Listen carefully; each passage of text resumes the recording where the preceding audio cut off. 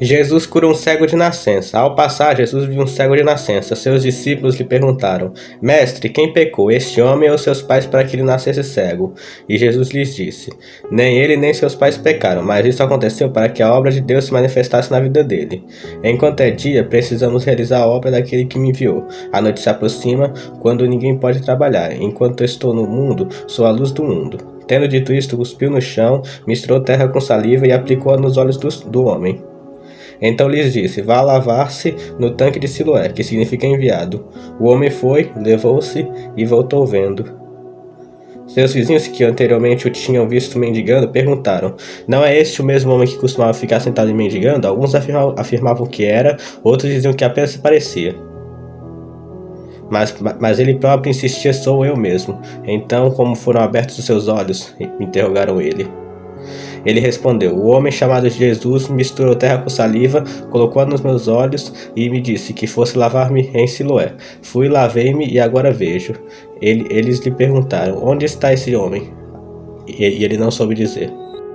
Levaram aos fariseus o homem que fora cego. Era sábado, o dia em que Jesus havia misturado terra com saliva e aberto os olhos daquele homem. Então os fariseus também lhe perguntaram como recuperar a vista. O homem respondeu: Ele colocou uma mistura de terra e saliva em meus olhos. Eu me lavei e agora vejo. Alguns dos fariseus disseram: Este homem não é de Deus, pois não guarda o sábado. Mas outros perguntavam: Como pode um pecador fazer tais sinais milagrosos? E houve divisão entre eles. Tornaram, pois, a perguntar ao cego: Que diz você a respeito dele? Foram seus olhos que ele abriu.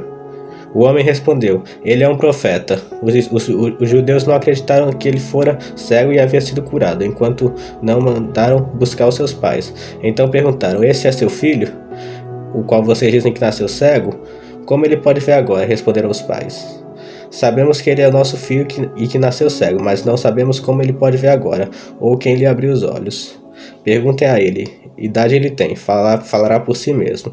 Seus pais disseram isso porque tinham medo dos judeus, pois esses já haviam decidido que se alguém confessasse que Jesus era o Cristo, seria expulso da sinagoga.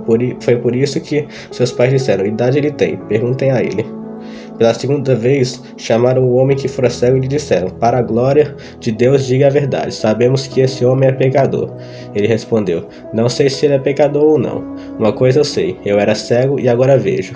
Então lhe perguntaram: O que lhe fez ele? Como lhe abriu os olhos?